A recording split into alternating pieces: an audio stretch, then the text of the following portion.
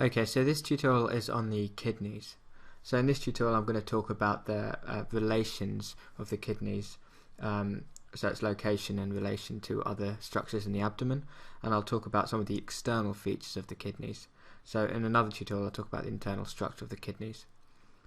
So the function of the kidneys is really to filter blood and excrete waste, and excess water is urine. And it also regulates blood pressure, blood pH, blood volume, and it's important in salt balance and sort of electrolyte balance. So let's just bring some other structures in and take a look at the sort of relative location of the kidneys. So you can see here that they sit sort of on the posterior abdominal wall, and they sit either side of the vertebra. So they sit at roughly the level of T12 down to L3.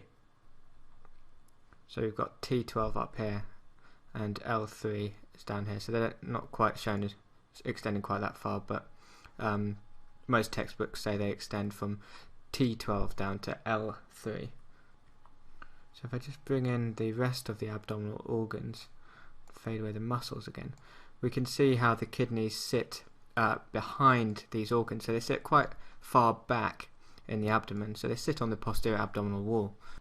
And the kidneys are retroperitoneal, so they're not contained within the folds of peritoneum, which some of the other organs of the abdominal cavity are. So each kidney has a superior and an inferior pole, and medially you've got this kind of vertical slit where various structures enter and exit the kidney, and this is called the hilum.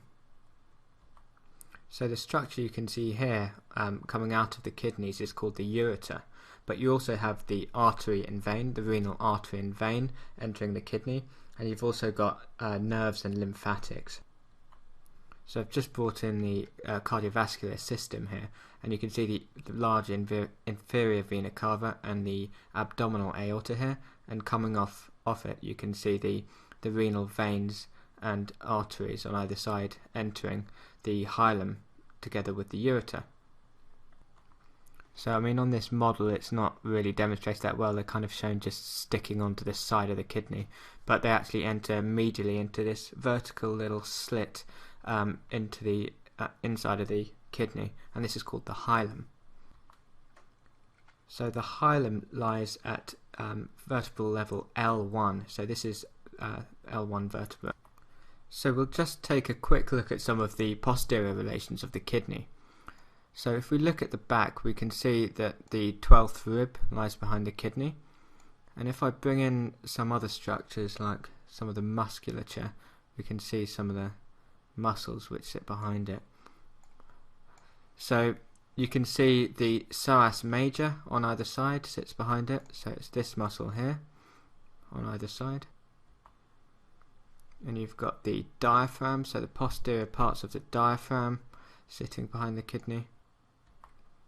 You've got the quadratus lumborum, which is this muscle here. So it's kind of obscured in this model by the huge psoas major muscle. So if I just rotate it around to the front, you can see that the quadratus lumborum is hidden because the psoas major is so big in this model.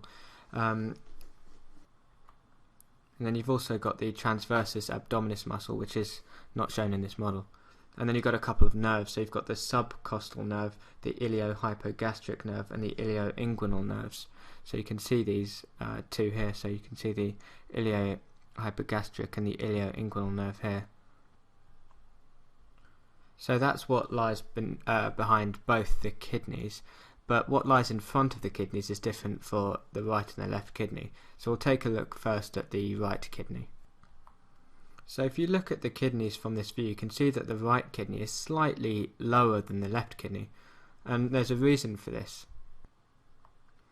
It's because of this large organ, the liver, which sits on top of it. So the right lobe of the liver is quite big and it sort of pushes it down, so the right kidney is a little bit lower than the left kidney.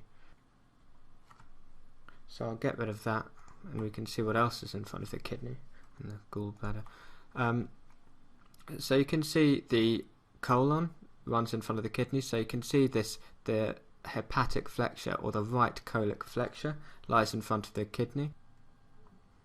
So it runs in front of the lower part of the kidney, the inferior pole of the kidney. That's the hepatic flexure. Get rid of that. And now you can see that the descending part of the duodenum sits in front of the medial part of the kidney.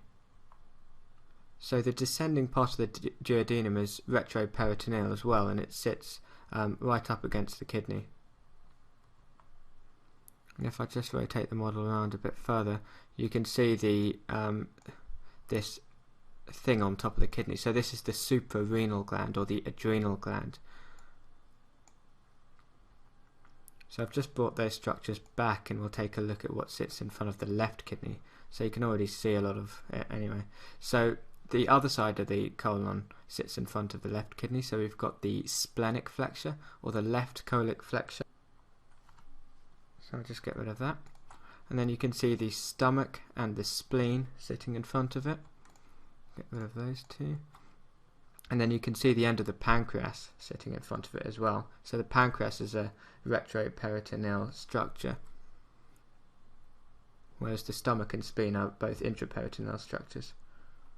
And then it's also got this suprarenal gland sitting on top of it, so the other adrenal gland. So hopefully that's orientated you a bit, and you know exactly where the kidneys lie now. And next we'll talk